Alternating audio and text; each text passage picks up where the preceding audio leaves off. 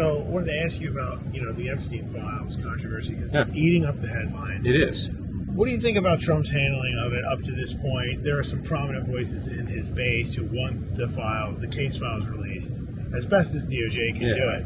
What's your take? Yeah, I think people are not going to be satisfied ever on this, and the challenge of it is, I've not seen the files. I haven't gone through them, obviously, but the challenge is there are people that are victims that are in it, and there are folks that are not criminals that are in it as well.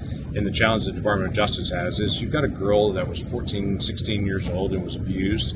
Well, now she's, let's say, 26 or 30, married, has children. Maybe her family knows about this, maybe they don't. I don't know the situations. We've got to figure out a way to be able to protect those folks that are genuine victims on all this as well as getting out as much information as you possibly can. And so I'm always like, err on the side of getting information out, but do whatever you can to be able to make sure you're protecting victims at the same time. So I've encouraged all along, get all the information out, let everybody get a chance to be able to see it. But my concern is there'll always be a conspiracy theory. There's still people that don't think we landed on the moon. Okay, so there's always going to be somebody out there saying, hey, it's not enough and whatever it may be.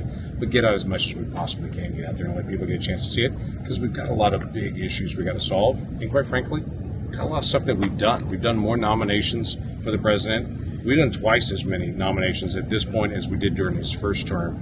We moved the one big beautiful bill. We've dramatically changed tax policy. We've done the rescission to be able to codify some of the Doge cuts. We've made a lot of progress, and it gets eaten up with this side story about what about those files, Yeah, and also 4 years of Biden, it didn't seem like there was as much of a push to get this done. Why do you think that is? It's been interesting that when Biden was in office, there was this big push from people saying, hey, he's trying to be able to protect liberals that are out there and you don't want the files to be able to get out. And now there's folks saying, well, Trump must be in it. I'm like, really, seriously, you don't think Kamala Harris and Joe Biden would have released all the files out if Trump would have been indicted in some ways or indictable in some ways on this? So there's all this unknown, and when people can't see it, get ready for themselves, they always kind of fill in the blanks with what could it be that people are actually protecting.